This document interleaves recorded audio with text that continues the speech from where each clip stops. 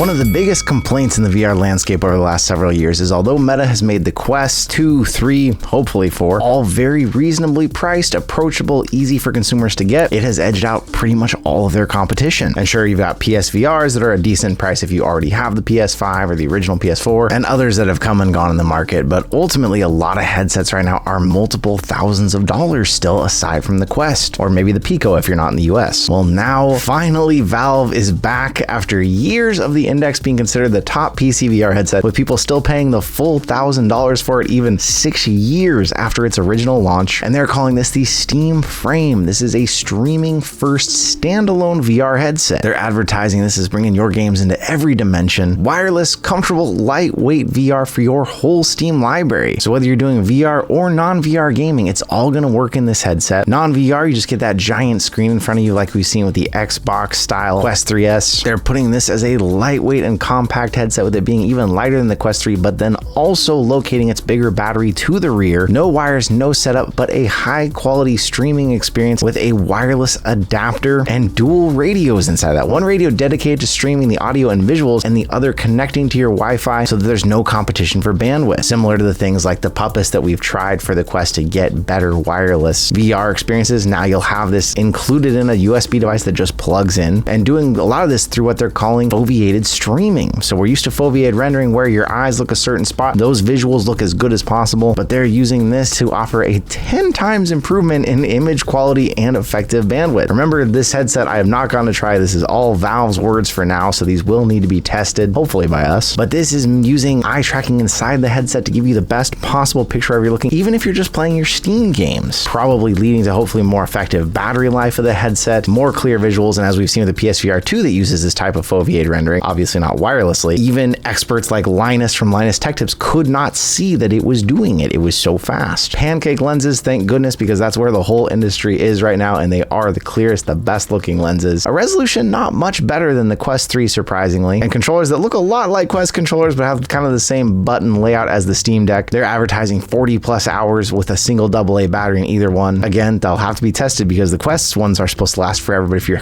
headset keeps trying to reconnect them or they're in a case getting bounced around, it can kill the batteries a lot faster. But they're saying that although all of this can play wirelessly, it's standalone. It's a PC inside of a headset with a Snapdragon 8 series processor, 16 gigs of RAM, so you don't even need to stream most of them from your PC now, and you're still getting PC level gaming. All of this supposedly coming in at under $1,000, putting it not quite firm competition for the Quest 3, but within the realm. We've seen that $1,000 price point is kind of as high as a lot of people want to go, but with all this is offering and way ahead of the prices of a lot of other headsets out there, it's definitely really exciting to see Valve re-entering the space with something like this. And if it's like normal, everything they've ever done is always revolutionary in one way or another, so maybe this will finally give us that really easy wireless experience we've all been looking for. What do you think? Would you replace your Quest with this?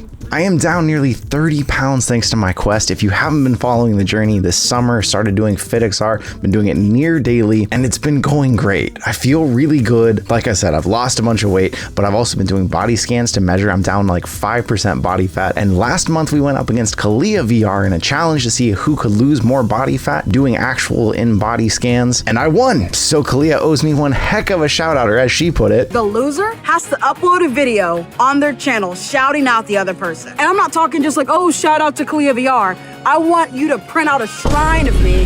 You prayed with candles everywhere. So Jay, are you up for the challenge? So I can't wait to see my shrine. But it's been a lot of you out there encouraging me. Some of you in the community have been sending me pictures of you doing the challenge as well. Videos, I've gotten in multiplayer fitness rounds with a bunch of you. So huge thank yous to all of you out there encouraging me, keeping me accountable. I'm going through the end of the year at least, probably much further, because it's been just going really great. With all of that, FitXR offered to team up with us and give away a Quest 3. So we've got another Quest 3 giveaway that you can enter in. Nobody knows about this one yet. So if you want to jump in on it, get in there first. That'll just be running this month and maybe even one a month if it goes well. And if you haven't already joined me, FitXR, it's a great time of year, especially ahead of the New Year's. If you want to start fitting in that fitness, they have like daily challenges that I've been getting in and doing. Sometimes it's 5 minutes, sometimes it's 20, but it just helps you want to get in each day and do it. Code JBRFreebie gets you a free month in it if you haven't already. But a huge thank you to all of you out there for keeping me on this. I'm feeling way better all the time, way more energetic. Hopefully it's coming through in the content for you as well. But check that out. Giveaways down in the comments below. And if you've been thinking about it a while, get get in with me. It is a great way to do something. You can jump up quick on a break and do 10 minutes of fitness, be sweating, and it's not something where you have to drag yourself to the gym and spend hours. It's been really good. Join me.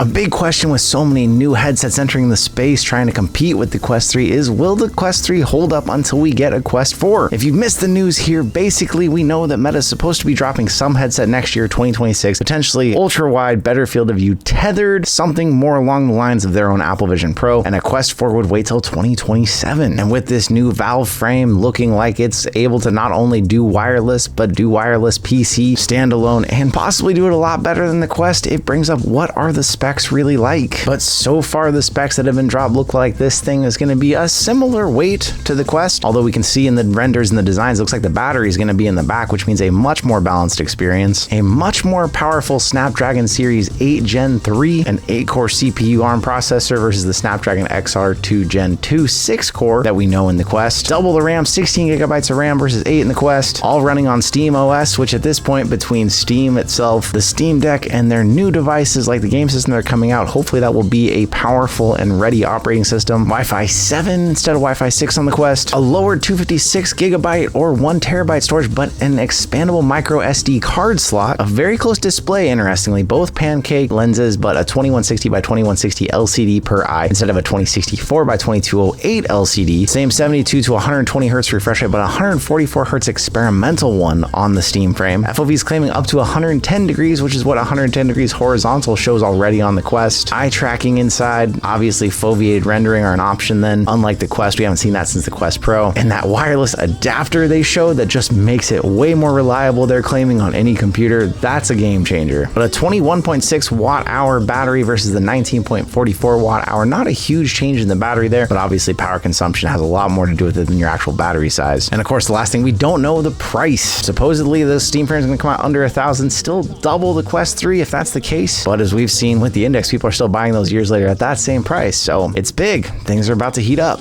But speaking of cost and money, if you're out there and you are looking to get in on some of that Meta money, Meta is offering a $1.5 million competition for new Quest apps and significant updates. Meta Horizon Start Developer Competition ends in under a month. 32 prizes up to 100 grand each, totaling $1.5 million. And if you're a developer, you're probably familiar with this, but you might remember it being called Oculus Start. Now it's called Meta Horizon Start, as we keep scrubbing the Oculus word from everywhere. But there's all kinds of categories they're looking for: best entertainment, best lifestyle, best social game, with each winner of each category getting $100,000, $60,000 to the runner-up, and $30,000 to an honorable mention. Casual game judge's choice. There's a whole bunch. If you're a developer, I'll leave a link down that gives you more details on that if that is something you want to get in on. But hopefully by now you're already in on it, as that's not much time to develop something. Overall, it just shows Meta Quest is continuing to invest in the space and trying to do more. And it feels like, obviously, with all these new headsets and everything that just got announced the holiday season, it feels like VR is about to get a whole lot of life breathed back into it. It's obviously exciting to us here.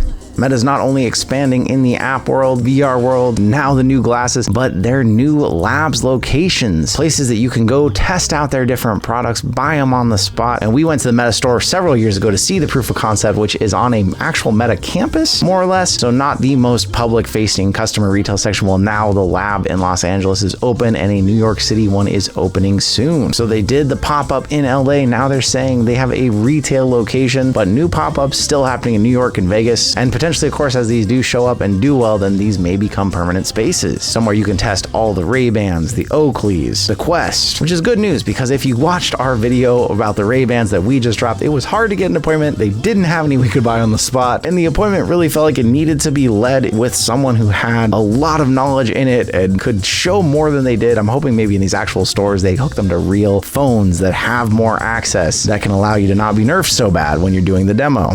And speaking of our Meta Ray-Ban display demo, if you missed the video, we just dropped it talking about the demo experience we got to have, the questions we got to ask. And thanks to all of you out there, the video is doing extremely well. So well that it actually showed up in a Google search under videos as the third result after Mr. Who's the Boss and Mark Zuckerberg himself, which is absolutely wild. And that's because of all of you showing up, following our channel, clicking like, commenting, talking to me about what's going on in the space. I'll leave a link down below in case you missed that video and you want to hear our opinions and thoughts on the Ray-Ban Meta displays. We are still looking to get a set, but it's going to take a minute. They're not sending them out very quickly. We did glean a lot from the time that we spent with them, and we are still planning on talking to more people who have them out in the community, getting more of your questions answered out there. But once again, thank you for always showing up. Thank you for being here with me and helping our channel just push so far out there. That was wild to see our video in those rankings on Google of all places, so thank you. As we talk about all this booming news in the VR industry from so many companies besides Meta, Meta is still dropping more with new big IPs and games. Men in Black, of all things, is coming to Quest. With the VR gaming showcase just happening, we obviously saw a lot of the future of it, but a name like Men in Black is a big name, whether it was just a cash grab. All right, kid.